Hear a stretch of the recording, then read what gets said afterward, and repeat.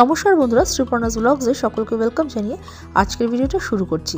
Thumbnail দেখে বুঝতেই পেরেছেন যে আজকে কিন্তু আমরা ট্রাভেল করব ফ্রম উইসকনসিন টু নেদারল্যান্ডস বা অ্যামস্টারডাম।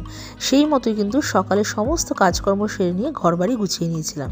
তো কিছুক্ষণের মধ্যে আমাদের গাড়ি চলে আসবে। তো এই বেরোনোর আগে কিন্তু একটু ঠাকুর প্রণাম আমরা সবাই মিলে করে নিচ্ছিলাম। প্রথমবার দুটো বাচ্চা নিয়ে একা একা ইন্টারন্যাশনাল ট্রাভেল করব। যাচ্ছি আমরা নেদারল্যান্ডস। মিস্টার দে কাজের সূত্রে অলরেডি নেদারল্যান্ডস চলে গেছে, প্রায় 10 দিন হয়ে গেল। আর এখন আমরা মিস্টার দেকে জয়েন করব, আর সেখান থেকে শুরু হবে আমাদের ইউরোপ ট্যুর বা ভ্যাকেশন। তো দেখুন ঘরবাড়ি গুছিয়ে নিয়েছে। কেন বলুন তো, ওই ঘুরে এসে না আর ওই নোংরা ঘরবাড়ি একদম ভাল লাগে না। আর ব্যাগপত্র রেডি। একটু চাউমিন বানিয়ে নিয়েছি, ঠিক আমাদের যেমন মারা ছোটোবেলায় বানাতো ডিম আর আলু দিয়ে, সেরাম করে। কারণ এই ফ্লাইটে না আমাদের ফুড দেবে না, বাচ্চাদের দেবে।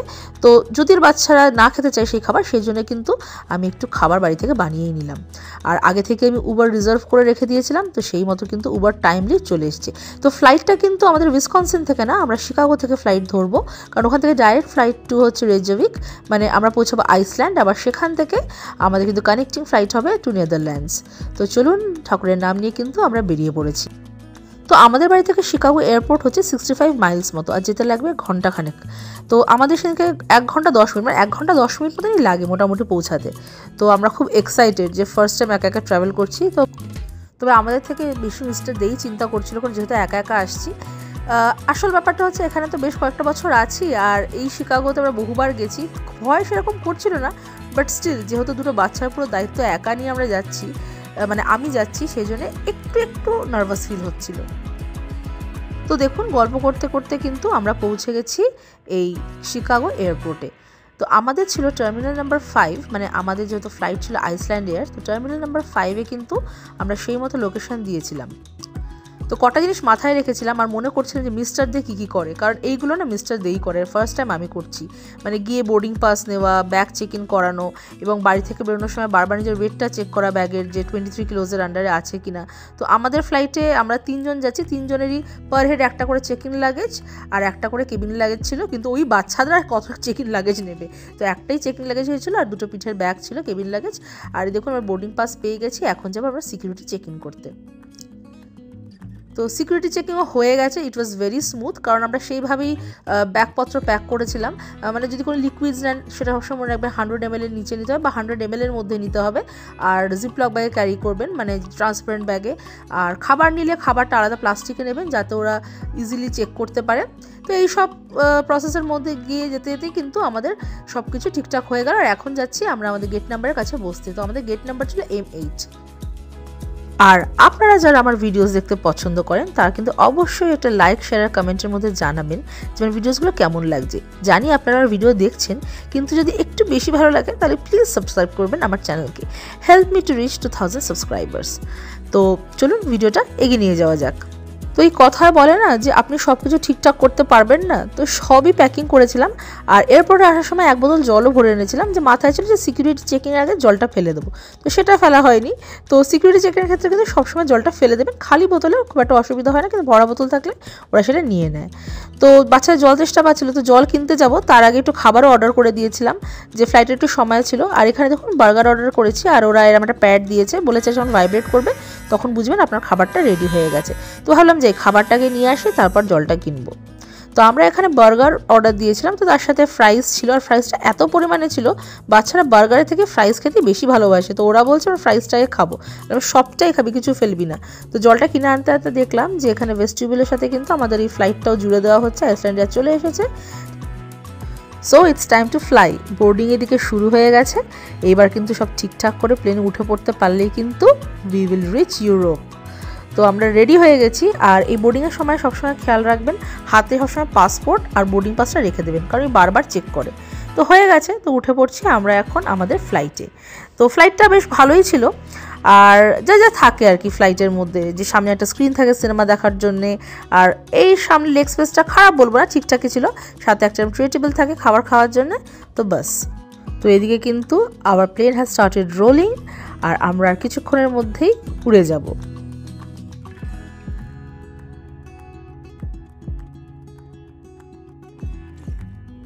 ব্যাস আমাদের ফ্লাইং শুরু হয়ে গেল। আর এর মধ্যে বাচ্চাদের দিয়ে দিয়েছিল স্ন্যাক্স। তার মধ্যে ছিল একটা বড় জুস বক্স, সেটার মধ্যে ছিল অ্যাপেল জুস, আর স্ন্যাক্সে ছিল প্রেটজেলস আর বেবি ক্যারেটস। আমার বাচ্চারা তো ভেজিটেবল দেখে নাক ছিটকানো শুরু করে দিয়েছে, আর তার মধ্যে কিছু কালার ছিল কালার করার জন্য। তো আমি বললাম তুই স্ন্যাক্স আর জুসটা খা আর অল্প একটু ক্যারেট খা, আর আমি তো চাউমিন বানিয়ে এনেছি, এবার চাউমিন খা।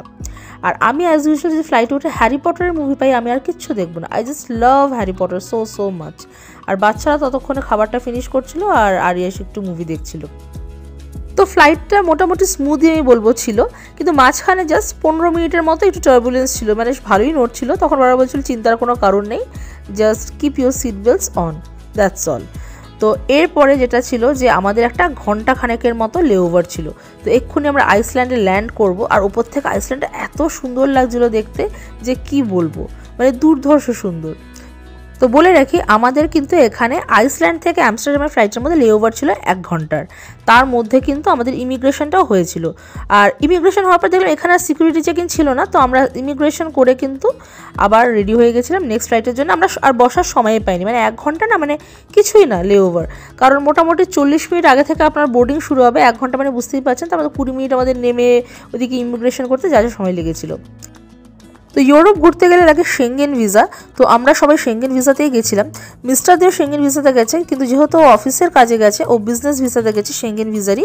আর ওদের প্রোগ্রাম চলে অরেঞ্জ কার্পেট অ্যাপ্লিকেন্ট হিসেবে, সেজন্য মিস্টারদের ভিসা কিন্তু অনেক আগে হয়ে গেছে। কিন্তু জেনারেলি কিন্তু সেঙ্গেন ভিসা হতে ট্যুরিস্টদের জন্য কিন্তু 15 দিন মতো সময় লাগে মিনিমাম। তো আমরা যেহেতু ট্যুরিস্ট ভিসাতে গেছি আমাদের কিন্তু কিছু নিয়ম ছিল এই সেঙ্গেন ভিসা অ্যাপ্লাই করার জন্য।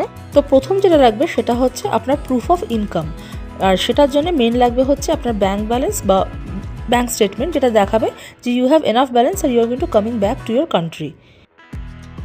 সেকেন্ড জিনিস হচ্ছে আপনার ফ্লাইট বুকিং, যে আপনি কবে যাচ্ছেন এবং কবে ফিরছেন। নেক্সট হচ্ছে আপনার হোটেল বুকিং, যে বুকিং কনফার্মেশন দেখাতে হবে যে আপনি কতদিনের জন্য থাকছেন এবং কোথায় কোথায় থাকছেন।